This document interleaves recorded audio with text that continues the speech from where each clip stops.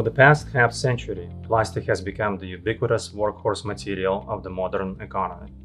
It is cheap, lightweight, strong, transparent, and extremely durable.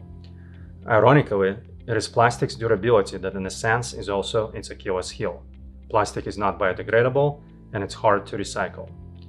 This means that more than 90% of all plastic ever manufactured is still with us, and this is causing extensive pollution of our oceans and harm to our wildlife.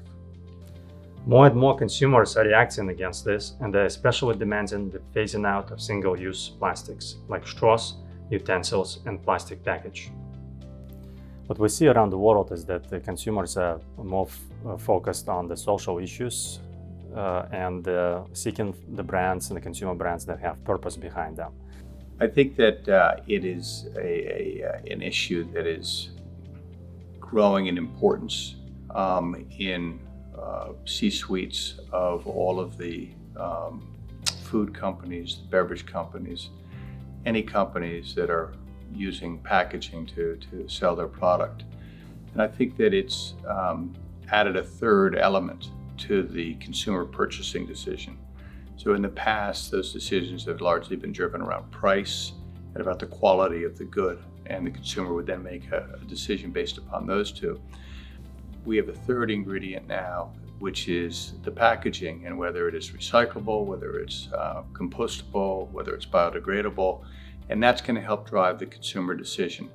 Also, having environmentally sensitive packaging will help drive demand among that demographic. So another impact that consumer companies can face is direct costs associated with regulations that are being introduced around the world as we speak. And those will impact either just the cost of the materials they have to use if they need to replace the materials that go into the packaging, or it could be a potential increase in taxes on the use of plastics that the governments can force the consumer companies to pay for the environmental waste they create. The forward-looking companies, consumer companies, are looking through and really acknowledging not so much what the government is dictating that they do by regulation, but what their consumers are dictating they do through their behavior. We have seen some startups that are offering product that is really driven by their packaging. So an example of this would be a Michigan-based company called Boxed Water is Better. The consumer understands that it's generic water, it's safe to drink, but that purchasing decision is going to be driven by the packaging. So in an extreme, that's an example of a company that is using packaging as its primary marketing force.